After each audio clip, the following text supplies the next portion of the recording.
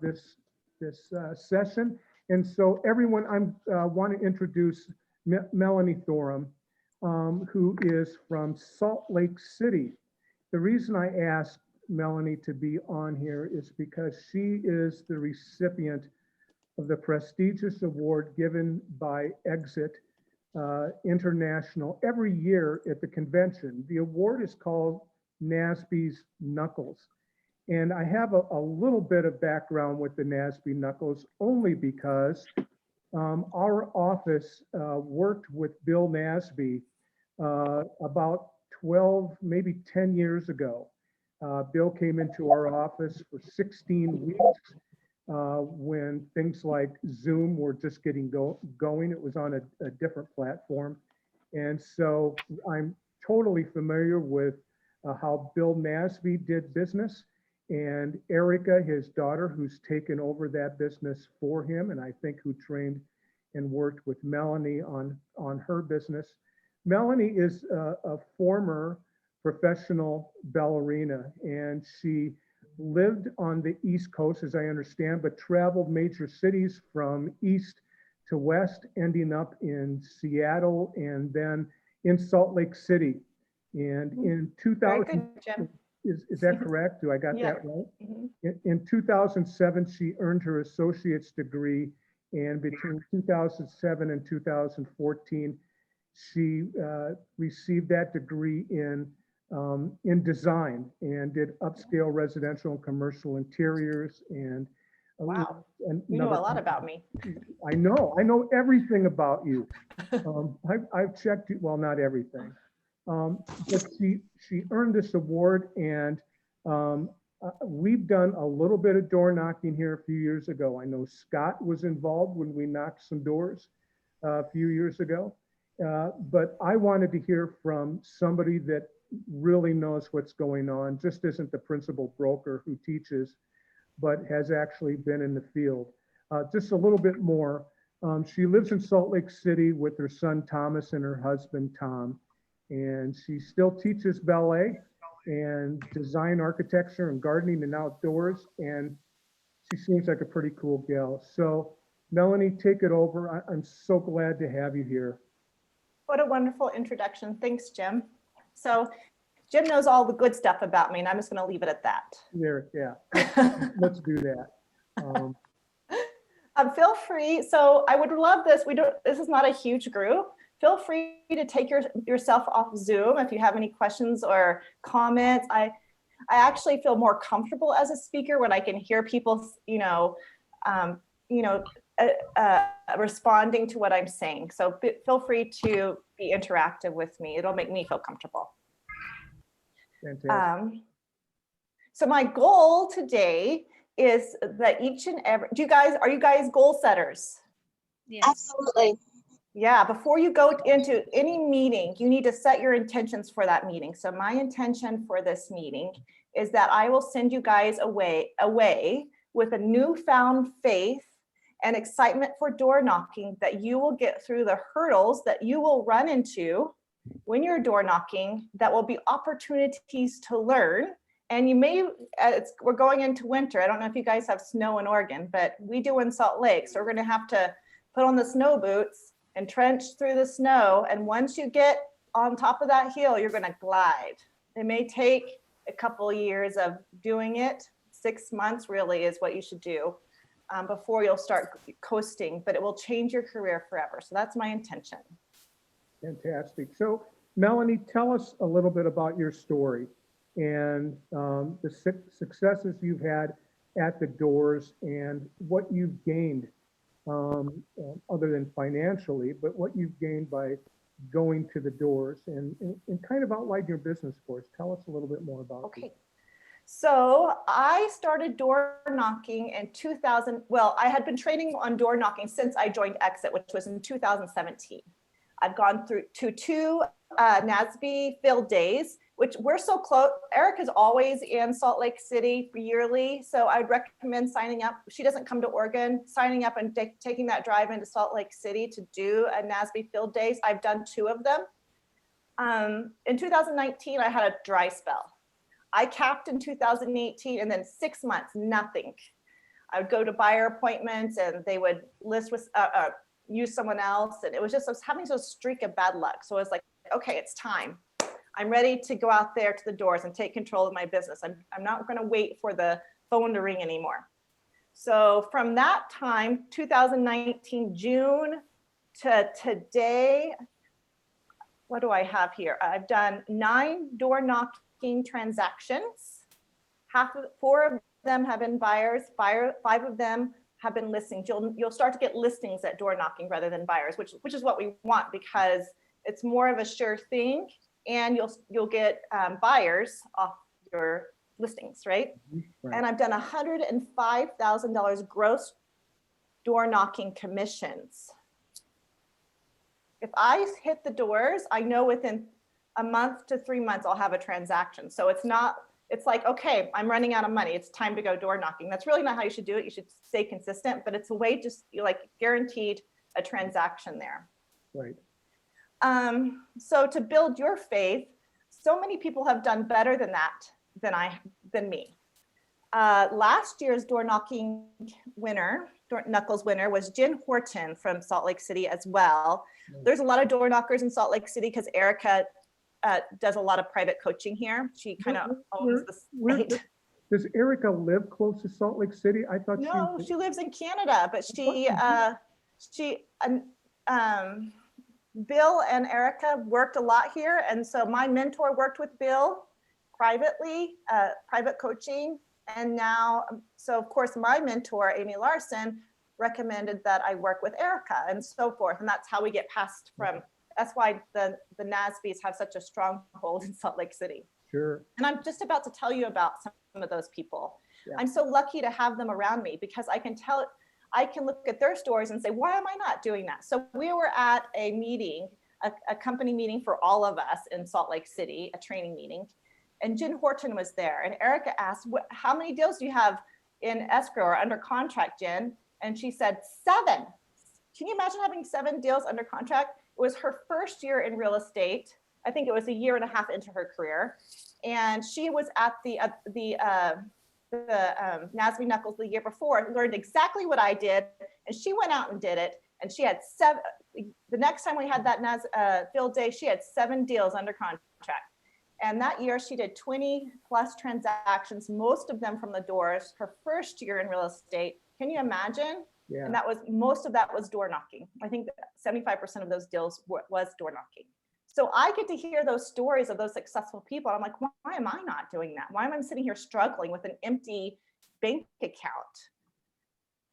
Amy Larson, my mentor, closed 140,000 gross commissions her first year in real estate. And that was back when homes were $150,000 to $200,000. Mm-hmm.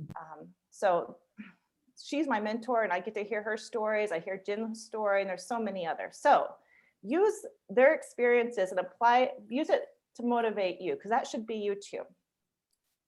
And I can tell you, if I can do it, you can do it. So being a dancer does not set you up to learn to talk to people or to sell anything. Probably to the contrary. Right, we're told to shut up and follow directions, right? So I've had to learn to talk to people. So if you guys could take yourself off mute and tell me what are the other, besides transactions, what are the other benefits could you possibly get from door knocking? Raise your hand. Scott, I'm going to pick on you, Scott. Jump in and because you door knock, but not consistently. But tell us about what you think you could gain by door knocking if you did it consistently. Sure, and you'll have to excuse the noise in the background. The kids are watching movies and playing. So, okay. But I was thinking about this a little bit last night, and some of the benefits that I can think that you would get from door knocking and that I've seen a little bit of, but then of course lost some of because I've stopped.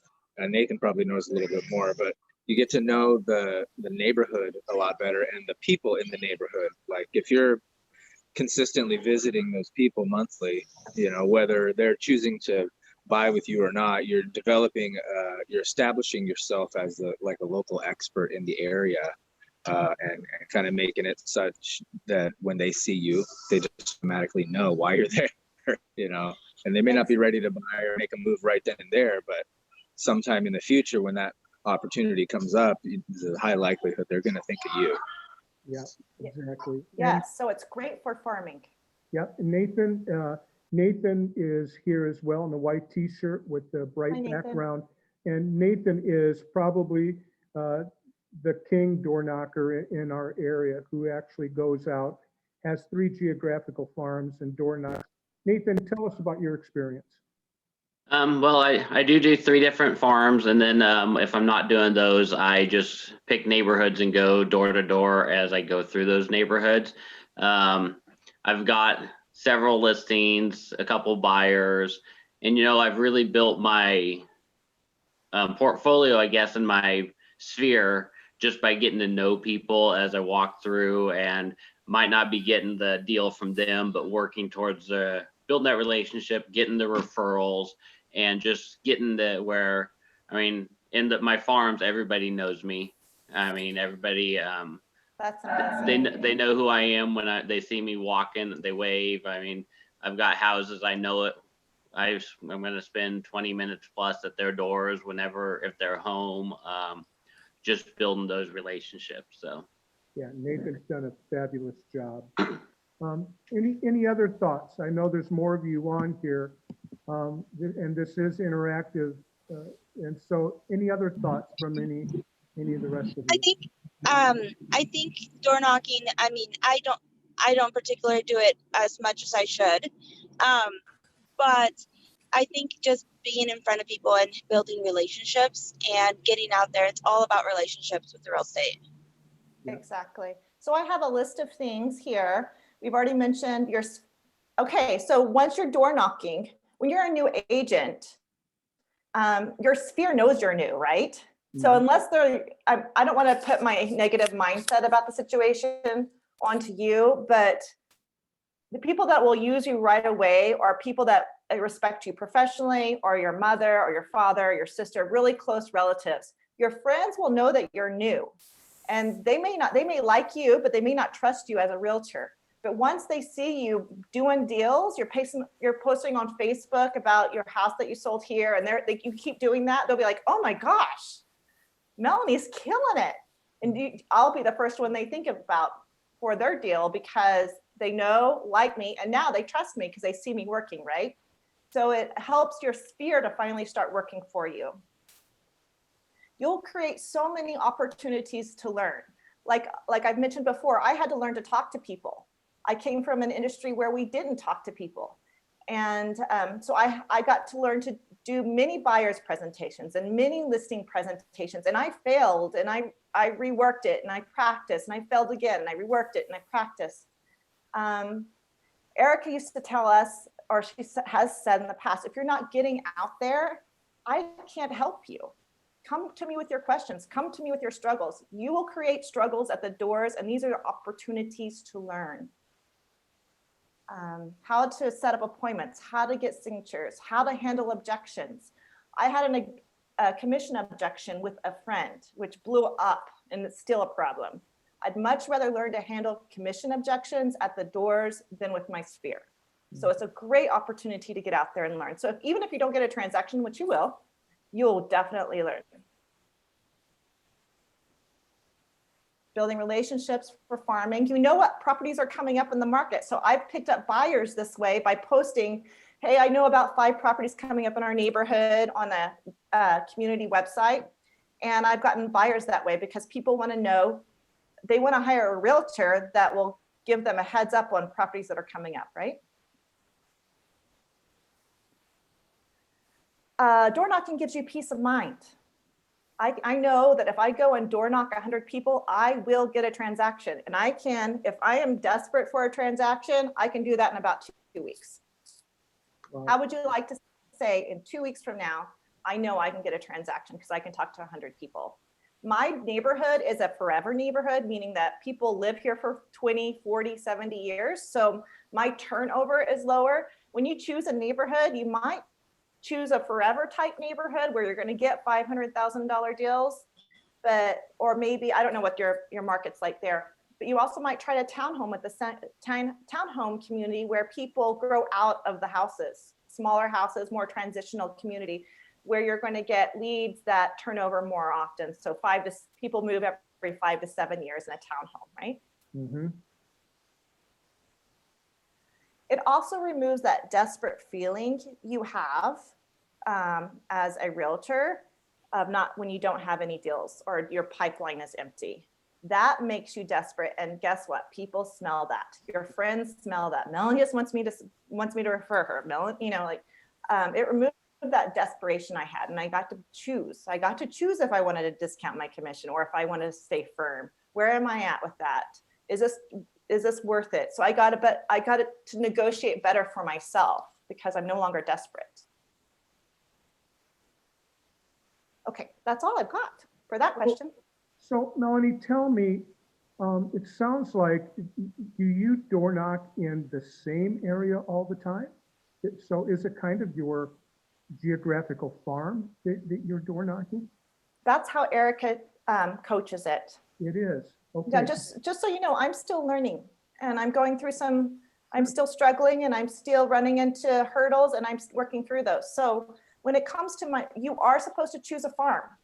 All right. And like I said, my neighborhood is not a turnover neighborhood. So I've struggled a little bit with that. Should I choose this neighborhood or should I choose another one? But I chose the one where I live. I think I would have a better, I would have more transactions if I chose a less permanent neighborhood, but then I'm going to have to drive a little bit further. Okay. So not to be contrary, but that's a little different than what I learned from Bill. Okay. Years ago, where Bill, I'm sure you've heard the stories, would load people up in his RV that he had. He would put microphones on agents. They would go cold into neighborhoods that haven't been warmed like you're doing. And they were cold, totally cold when he went to them. Bill was quite a guy. Did you ever have a chance to know Bill, Melanie, before he passed No, away? he actually was passing away in 2017 because Erica coaches, and I remember her talking about it as she was coaching us, his journey. Yeah, and what a guy. I mean, he was one of a kind. There's no doubt about it. But what Bill showed was that any of us in our office, everybody on this call today, could today, with the script that Melanie maybe is going to talk about with you, with the script that we teach, but that any of us can go out at any time and knock doors and talk to people. You don't have to have, although I think what Melanie will tell you, it needs to be planned, well thought out in a geographical farm area. But with the doors, you can go anywhere at any time and knock the doors. And how much does that marketing cost you to do, Melanie, when you knock doors? Zero. And I joke about it all the time, that the only cost to you is going to be this.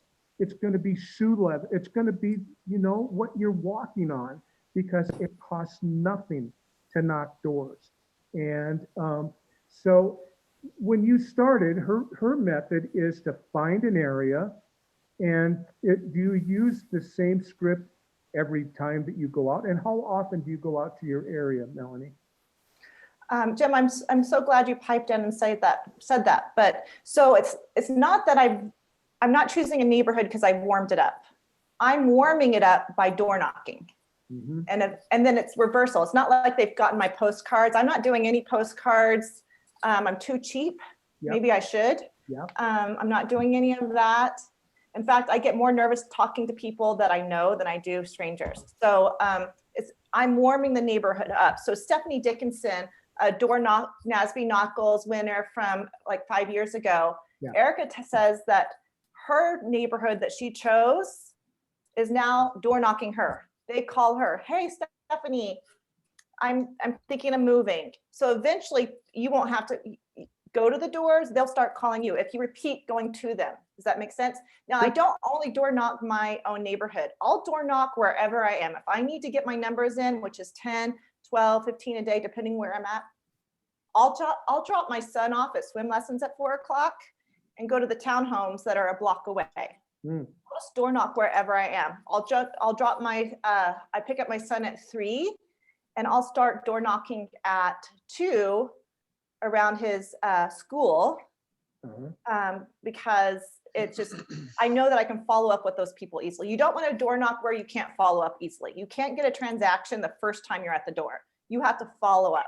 And I usually follow up 3 times before they're like, okay, let's make an appointment. Okay. So you need to only door knock where you know you can easily follow up and you're going to follow up. All right. Okay.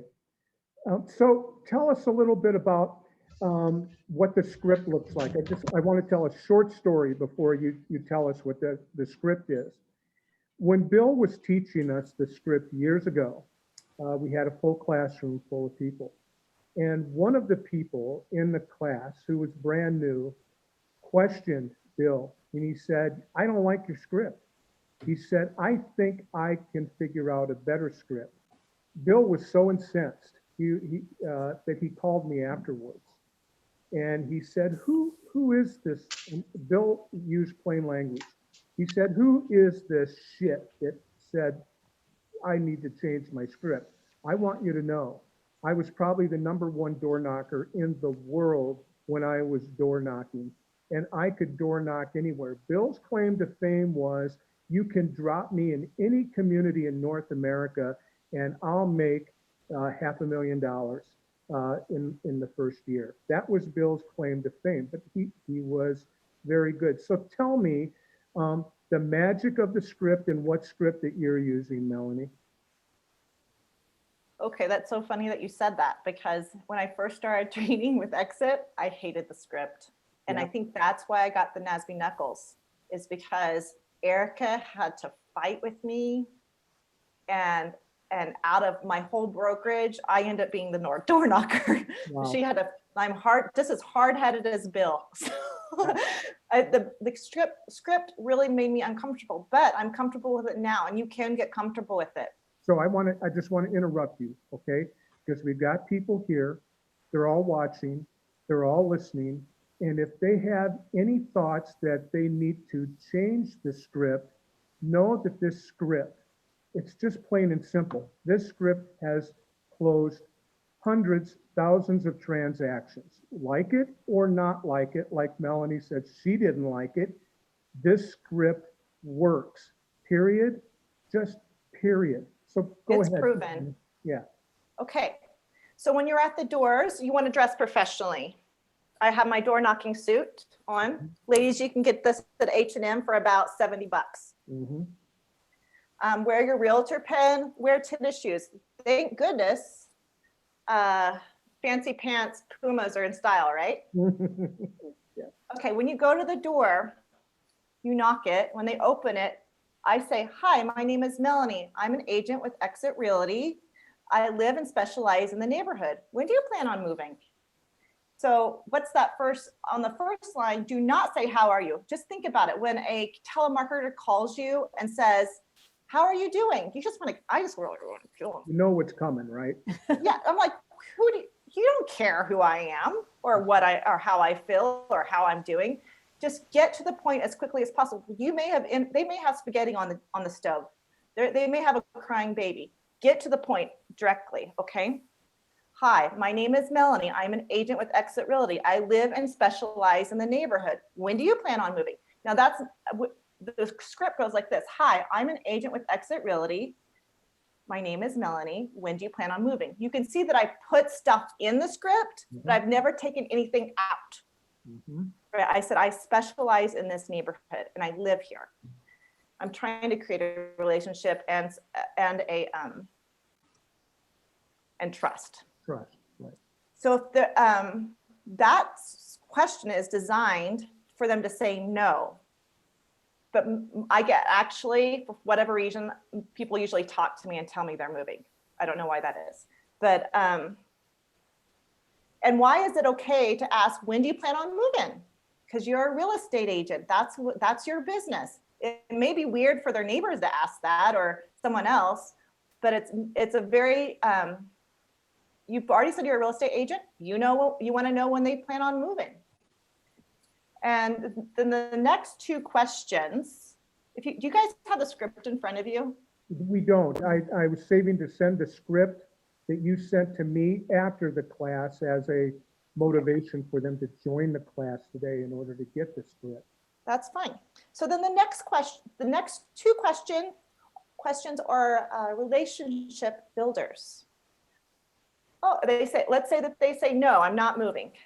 I don't blame you. I love this neighborhood. How long have you lived here? How many times have your neighbors asked you, how long have you lived here? That's like what neighbors ask each other, right? Mm-hmm. It's a normal neighbor question. How long have you lived here? You talk about when you bought it. You talk about your moving story. It's kind of like a birth story, especially in today's real estate. And then if they moved recently, like in the last 5 to 10 years, you can say, hey, where'd you move from? So they can say, oh, I've lived here for 3 years. So is it natural to say, where did you move from? So I'm just building rapport. If they've lived there their whole life, don't say, well, where'd you move from? Which I have people in my neighborhood who've literally inherited their properties from their parents. You might say, and if they've lived here forever, say, oh my goodness, you've lived here more than anybody else I've talked to today. You've got the record. You know, just create rapport. The first question is to introduce yourself. Second question is get to the point. When do you plan on moving? Third question, fourth question is rapport building. The fifth question is the money maker. If you were to move, where would you go? And now you've developed rapport, right? Hopefully that's your goal. Mm-hmm. And now they might open up to you when they didn't on that first question. Where they'll say, well, actually, I'd probably move closer to my family in Oklahoma. I really miss them. We haven't been able to see them for the last year because of COVID, and I probably would move there. And if they have somewhere they're moving to, oh, when do you plan on doing that? Or when would that be? And if they say in the next 12 months, then you go down the I'm moving script. If they say, well, probably in 3 years to 5 years, you just want to love them and leave them and tell them you'll be back. And it was so nice to talk to you. I'll be back and I'm going to try to pop by everybody in the neighborhood every 6 months. So I'll be back. I'll keep you updated on the neighborhood's market value. You might put them, I'm sure, let's see, Nathan, I'm sure you have kind of drip system for people that are moving in the next 5 years, right? They're not moving now, but I guarantee you they are moving and you want to be in some kind of drip system. You also probably put, if they're moving in 3 years, you're probably going to make sure you pop by those people every 6 months, right? So you probably have a list of people. So you don't do the follow-up packets with them, but you do want to put them in some kind of stay connected, sphere of influence type drip campaign. Mm-hmm. So if they are moving, you say, oh, do you know what I'm doing here? Like it's a coincidence, like I'm an angel fallen from the sky to help you. Yeah.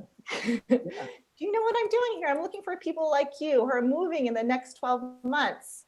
And when I find you, I go to work for you and I deliver packets of information of sold listings, under contract listings, active listings, how long it takes to sell a home. And so by the time that you are ready to list your home, you'll know exactly what your home's worth. Would that help you with your move? And they always say yes, except maybe 10% of the time. It's always shocking when they say no. I know that there's some objection there, but and then you say, okay. They always say yes, and you say, great. What's your phone number? What's your email address? Now, Erica would say, don't call them, don't email them. You want to pop by at the doors, face to face. Every other realtor out there is calling and emailing. You want to be the one they know that gets face to face with them. But I always get it because maybe after a while, maybe they go on vacation. That's happened to me before where someone was building in Phoenix and every time I stopped by, they were gone. So I didn't get that listing and I had not gotten their email address. So I couldn't send my pop-bys through email. So go ahead and get their email just in case that's some scenario like that. But otherwise you want to pop by face to face and you want to bring a folder. Just a normal school folder works, or you can go be fancy pants and try to get like a Southmore presentation folder, doesn't matter. And then inside it, you want your business card.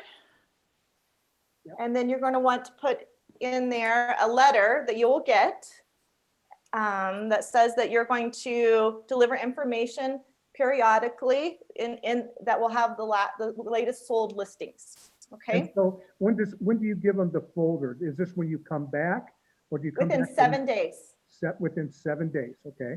I come back within 7 days because they probably have already forgotten you until you appear again. They've already forgotten you. However, in my car, I've got this little purse, and inside of it, I have thank you notes, envelopes, business cards, and stamps, and a pencil. When I find a lead that's moving or anybody who's been nice to me, I will go to my car, and before I get home, I write them a thank you note and pop that in the mail. And no other realtor is doing that. Yeah. That will immediately solidify you in their memory and be an example of the service that you will provide. So that is key. Something that you don't get to do with internet leads because you don't know where they live, right? Unless Erica's helping with that, by the way. So pop a thank you note in the mail immediately. That will set you apart. You just got rid of about 80% of your competition. Follow up with an informative packet within 7 days. Everybody wants to know what their home's worth, even if they're not moving. So that's the script. Okay. Jim. So, Erica? So how often do you go back through your neighborhood and walk them? And then are you using the same script? I mean, if you talk to somebody, they're not interested, do you just skip that house then when you go back? If you know they're not going to sell for 3 or 5 years, or? You want to hit every door every 6 months. And it takes them about 3 times for them to, because I'm not doing mailers, they don't remember me the second time. Around the 3rd time, people start to remember you. Remember, you want to create relationships. What I do, I change the script a little bit and I say, I don't take anything out of the script, but I might say, hey, I'm doing my rounds again. Remember me, I'm Melanie. I'm the realtor in the neighborhood. I live and specialize in the neighborhood. When do you guys plan on moving? I'm like, oh, we're not moving. Oh, but I saw your listing, we'll start talking to you. Okay, how long have you lived here? Remind me, how long have you lived here? Oh, okay. Okay, well, if you were to move, where would you go? I'm not moving, but I'll certainly let you know if I do. That's how that starts to turn. Yeah. And so, this is just, it's Bill's script and Erica Nasby's script. But you do change it up with the last few questions, or the last question that you asked. So you do change it up a little bit. And I know you make it work for you and wherever it may go. I actually talked to Erica about that last question. Where did you move from? I said, Erica, do I say that to everyone? Because I was training for this interview, because sometimes I feel really awkward asking that question if they've lived in that house forever. And she's like, oh no, you wouldn't say that to them. Yeah.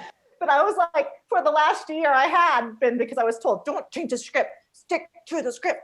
Yeah. And so, but if you have questions, reach out to people that do this and get some personal coaching. I coach with Erica and it's doubled my income. So if it cost me $150 to talk to her twice a month and it doubles my income, it's totally worth it.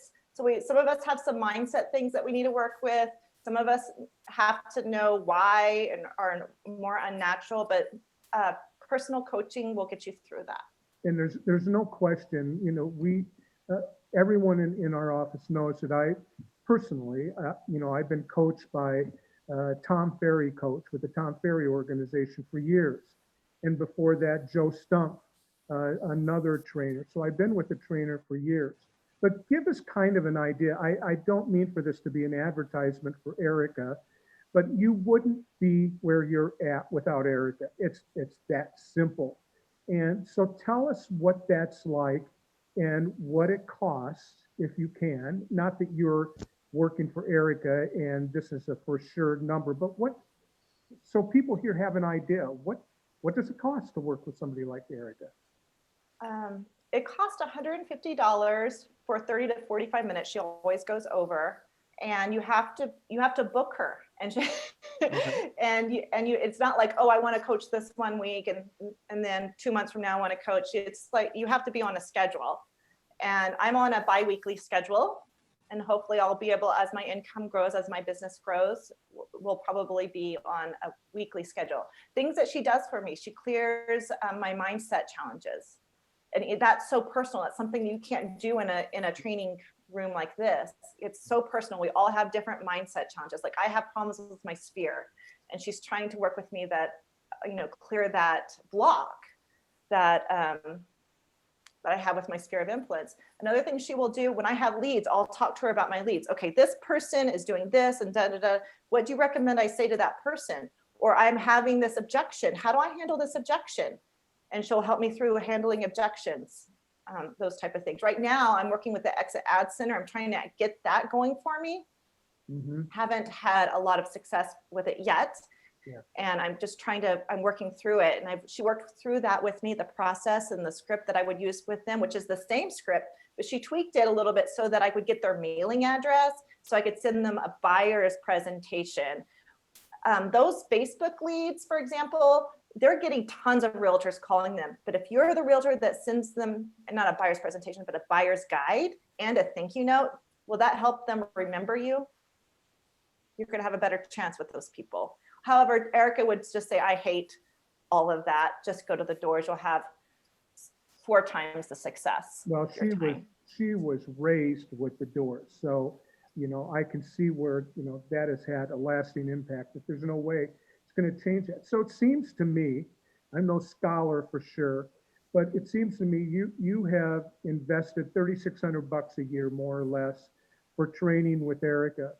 And I know here in our market where my agents know the numbers better than me, but we're looking at prices around $500,000 for most properties that we're talking about. Very high-end stuff here. It's gotten that way. That one transaction will pay for that entire year of coaching. Isn't that how it figures for you? It's a no-brainer, actually, when you put it that way. It's doubled my income. There you go. So I don't mean to call anyone dumb, but it's really dumb not to have somebody where you spend $3,600 a month, one transaction, who has the possibility, if you're going to do the work. Okay, if you're not going to do it, there's no coach that's going to help you. It does not matter. But if you want somebody to guide you, like Melanie is doing today, you can have somebody that would take you on this journey. Melanie did 7 to earn Nasby's Knuckles Award. What is your goal for 2000? Have you set your goal for 2021 yet, Melanie? Yes, and that is the secret to being successful at any prospecting you're doing. You have to tell the universe and your subconscious what your goal is, and then it will start providing. So talking about goals, this is my bubble board.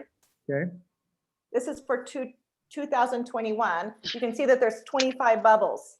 I am absolutely obsessed with filling in these bubbles. And so, and they're filling up.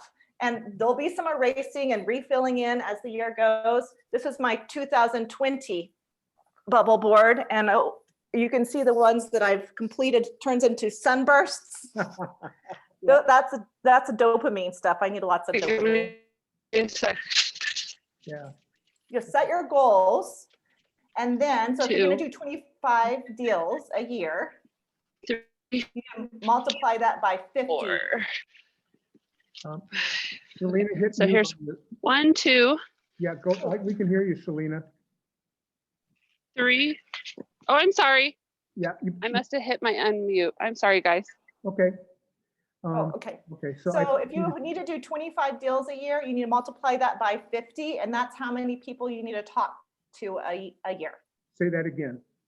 If you're going to do 25 deals a year, you might as well get a bronze trophy. Multiply that by 50. That's how many people you need to talk to a year. Then divide that down by, if you're going to go 4 days a week, and then one follow-up day, divide that into the days of the year, and there's your answer. There's the answer to your business. So it sounds to me that you go out and you knock doors, even if it's for 20 minutes or an hour or whatever. So you'll do short bursts, if you will, of knocking doors rather than perhaps, I'm a drudgery kind of person where if I'm going to do it, I'm going to knock 100 doors. Okay, I'm going to knock 100 doors in an afternoon. That's just what I'm going to do. I'm going to knock it off. And I know if I do 100 doors a week, it's going to be 400 doors a month. It's going to be 4,800 doors a year. And I know using your formula, if I knock 4,800 doors, if any of us in our office knock, you don't have to do 4,800. If you knock 2,500, I know Bill's theory was you're going to get a transaction, maybe not that day, but you're going to get one from the doors that you knock, and it's a 1 in 50 calculation that Bill used. Does Erica use the same kind of thing? Okay, 1 in 50. You guys, this is not rocket science. The fact of the matter is nobody else does this. You don't have any competition doing this. You do have competition who might be sending postcards. You do have competition that are friends or neighbors, but you have nobody. You have no one who is doing what Melanie is doing in our area and that you could do starting, I don't know, in about an hour, you could start knocking the doors. If you need to start with 5 doors until you're comfortable, just say, okay, I'm just going to get through 5 doors. Yeah. You got to peel that skin. And I would like to challenge all of you to do it. Go talk to 150 people between now and the end of the year. What will happen is you will peel that skin, whatever that skin you have that makes you nervous or keeps you from doing it. Go and peel that skin with 150. That means 150 people that you've talked to, not I knocked a door and they didn't answer. That doesn't count. Yeah. 150 between now and the end of the year. I guarantee you'll get 3 transactions from it. You'll peel your skin. You will remove that feeling of anxiety of where my next transaction is going to be. You'll have an excellent spring. It'll just be awesome. I encourage you to create a pot. One thing that I did to get started, my mentor, Amy Larson, she said she would buy a convention ticket for the person who door knocks the most doors between now and September 30th. It was that date. And I went and did it, and I won it with 150 doors. In that competition, I have sold $2 million worth of real estate from that 150 doors.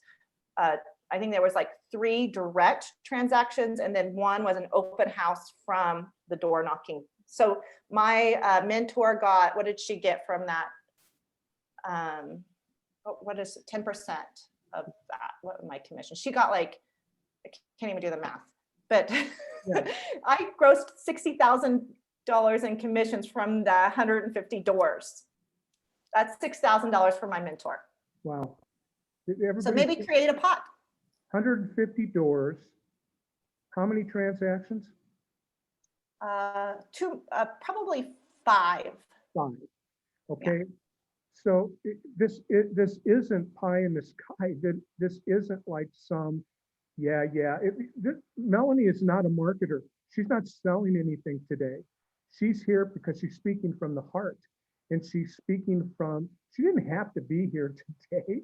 I'm sure you have other things that you've delayed or you're not doing because you're with us. She's just giving us that formula, which Bill Nasby and Erica Nasby have used for years.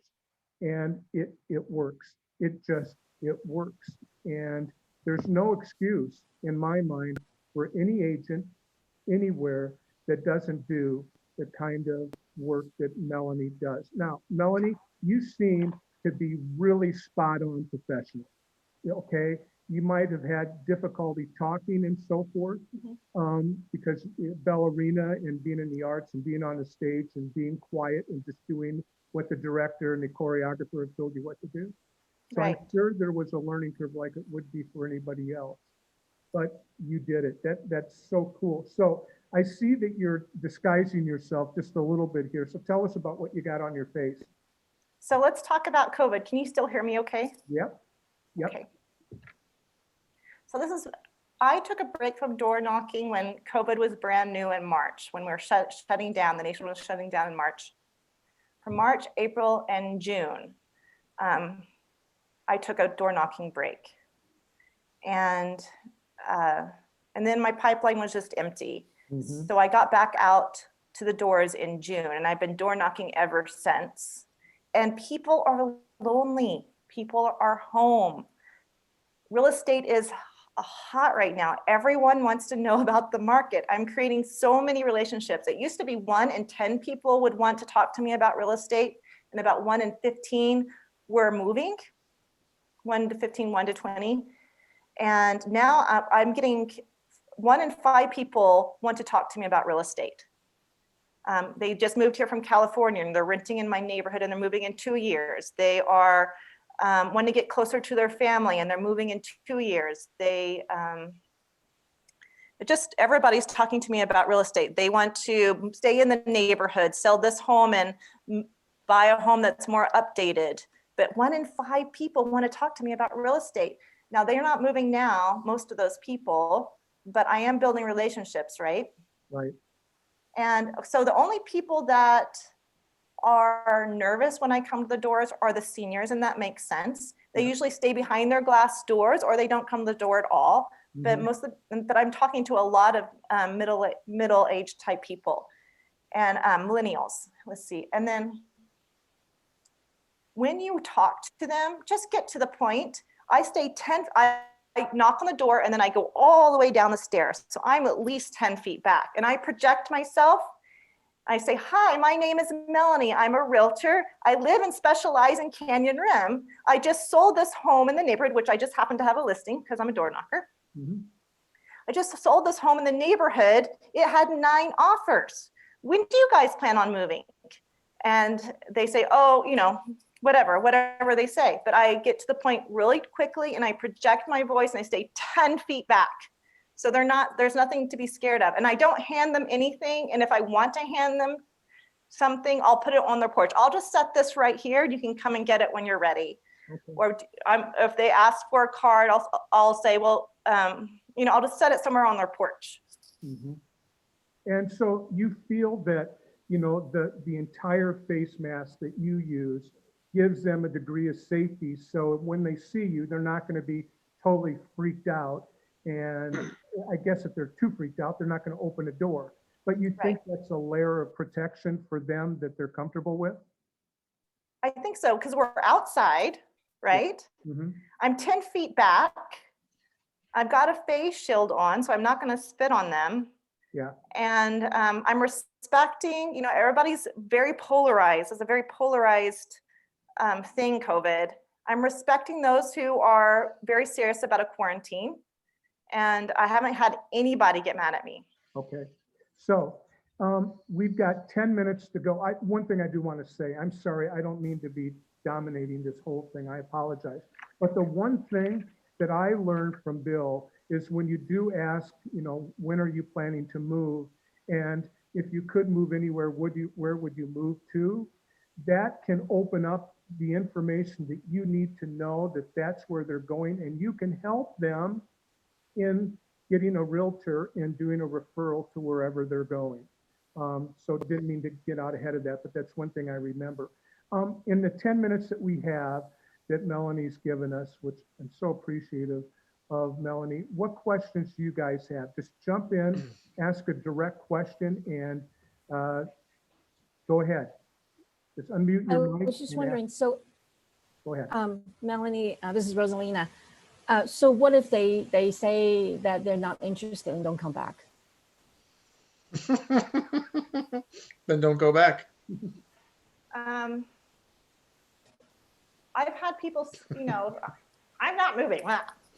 Yeah. I actually ran into Malfoy from Harry Potter. He was awful.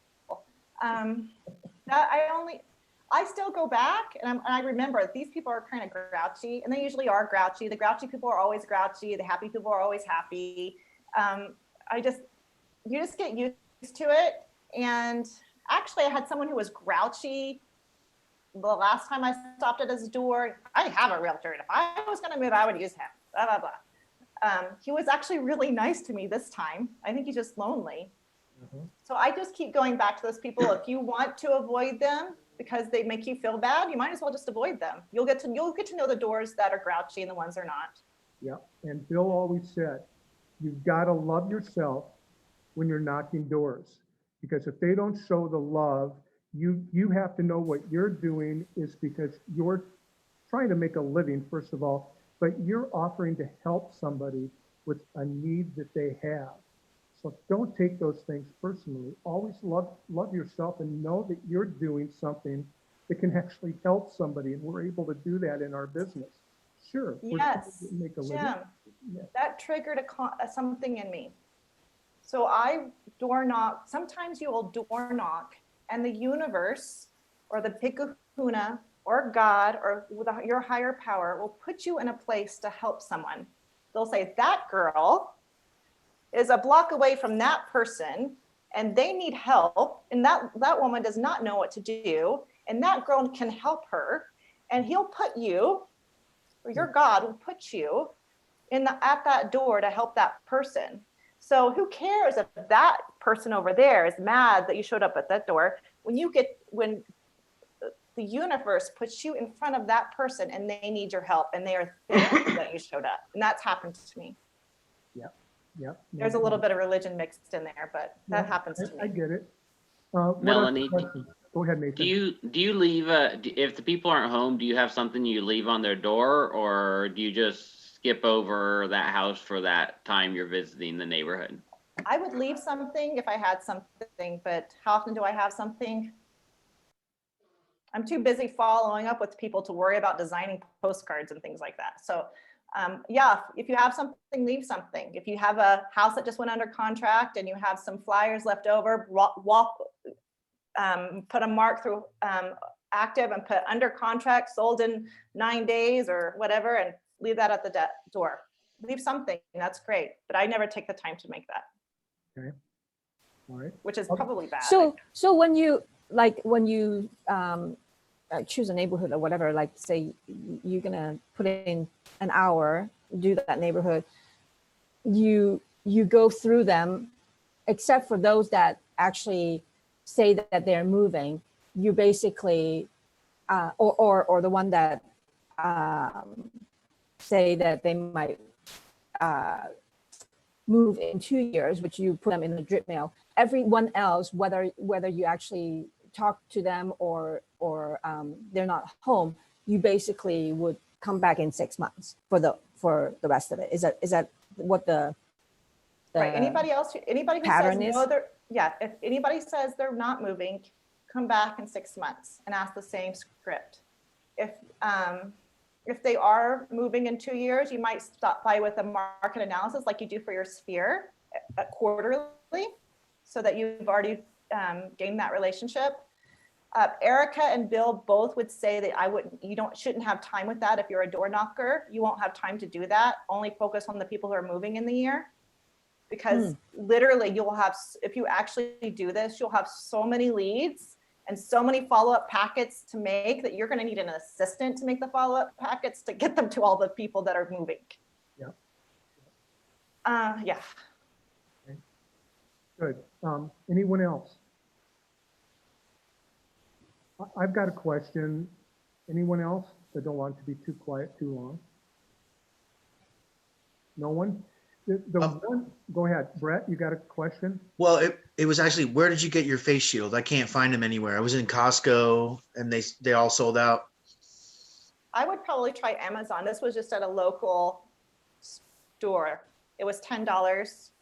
They don't last very long, so probably order 4 of them if you're going to knock for a while. They get bent. Amazon, I bet. Good question. Good question. Melanie, the reality is Bend can be a very cold place in the wintertime. And it's very easy, I know, I've done it, to make the excuse not to go out because it's too cold, it's too hot, it's raining, or I've got an ingrown toenail, whatever it might be. how do you deal with self-starting yourself to go out and do the doors? How do you deal with it? I actually wear snow pants sometimes. So we live at the bottom of a ski resort, right? Park City. So we have the same situation, and I'll literally wear snow pants and snow boots. Those heater things that you rub them and they turn on. Yeah. They're I'll stuff those in my body to stay warm. Like you will find the way, because you will run into so many hurdles. You've got to find the way. And if you can just do 10 a day, that's 48 a week. That will be there's your bronze trophy. All you have to do is 10. Now I'm with you, Jim. I'll go through ups and downs where I'll need to jumpstart my business because I've neglected my prospecting because I've been serving people, and I'll go out and do 100 people to jumpstart my business, right? But what Erica and what Bill wants you to do while you're serving all those people in spring, he still wants you to go out and talk to 10 people a day. That way your business won't be like this. Yeah. You'll have listings ready after you hit do that spring rush, which is crazy and busy. You'll still have listings in July and August and so forth. Yeah. Well, and Melanie, if you door knock now, you'll be the one with listings in January. mm-hmm, Because exactly. everybody right now is not listing, right? They're going to wait till after the holidays. If you can go talk to those people right now, you'll be the ones with listings in January and February. And people are home. People are home now. And So Melanie, when you say like, wear it professionally, that's only when weather permitted then? Like, Right. I actually went and bought a door knocking down coat. It's knee length, and it's actually a name brand. It's like a $250 down coat with a name brand. I just feel like name brands, people recognize that I look successful. And then I'll put my pens on it, my realtor pen or my name tag. When I can wear a suit, I wear a suit, but I don't let that keep me. If I can't wear a suit, I'm not going to not door knock. mm-hmm, yep. Don't use that as an excuse. Yeah. Doing door knocking anyway is better than not doing any door knocking at all. So, And think of it this way. If you had to move all of a sudden because your spouse gets transferred, you could create a business in a year. Like if I all of a sudden wanted to move to Texas, I could pick any neighborhood and I can guarantee a listing in 3 months. Yeah. If you just started door knocking. It's a skill that everybody should have. what crazy business this is, right? I mean, what other business would give you that opportunity? There isn't. And Melanie, I told people that with this today, that you would show them a pathway for them to be successful in this business, to be able to close transactions in this business, because you're the real deal. You're not some talking head. You're not some coach. You should be a coach, but you're not a coach.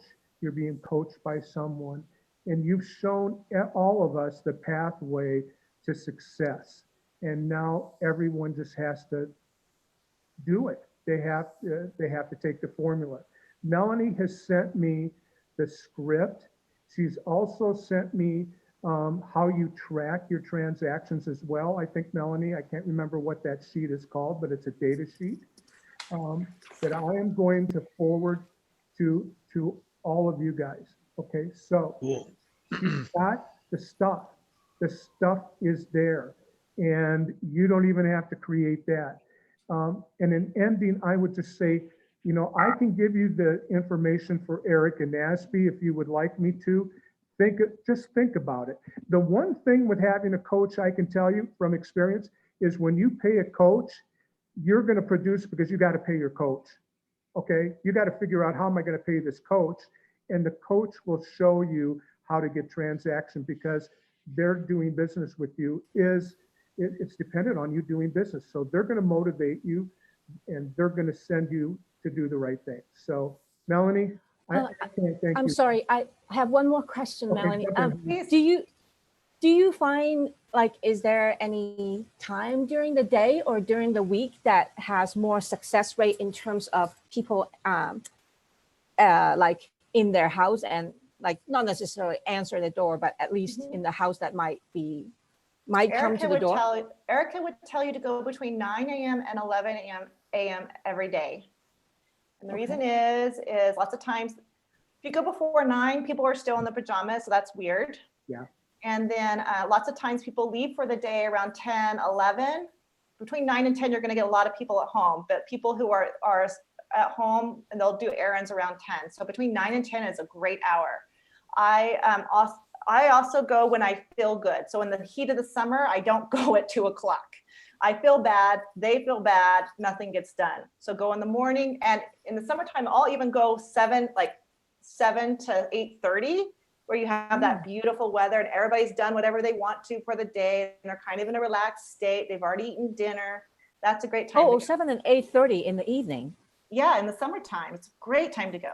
Oh. And then another great time is Saturday mornings. Another great time in the winter time is around between 2 and 5, because it's warmer then and I feel better. Right now, 2 everybody's and at 5, home. like during the week? Yeah, during the Did you winter say- time, because Oh, that's when the I see. sun's up. I see. Any time is a good time to knock doors. And I wouldn't limit it to certain times, but Melanie's giving you a good hint as the best times that you should go anytime. Because if you're not doing that, you're not working in the business. So here's the last thing I'd like to say. If you that are on the call today want the script, if you want the script and the data sheet that Melanie has been so good to provide to us, you have to text me. So please text me so I can write your name down, because I can't see all of you here today. I don't have time to write you all down. You have to text me, ask for Melanie's sheet, or the script and the data sheet. And I will get it to you today. I promise to get it to you today. Melanie, thank you so much. You're awesome. And Thank you very much. You're welcome. congratulations. Thank you, Melanie. Congratulations on your success. Thank you. Many more. Thank Hope you. to meet you at convention next year. Huh? Thank you, Melanie. Thank you, Jim. Thank you. Have a great day. Thank you, everybody. Bye, everyone. Thanks, Bye-bye. Bye, Jim. everyone. Have a good day. Use your broker if you guys have questions. When you're door knocking, call Jim. He probably has the answers to the hurdles that you're going through. Cool. That was really I use helpful. it- Thank you. You're welcome. I use my broker like crazy. Thanks again. Bye-bye.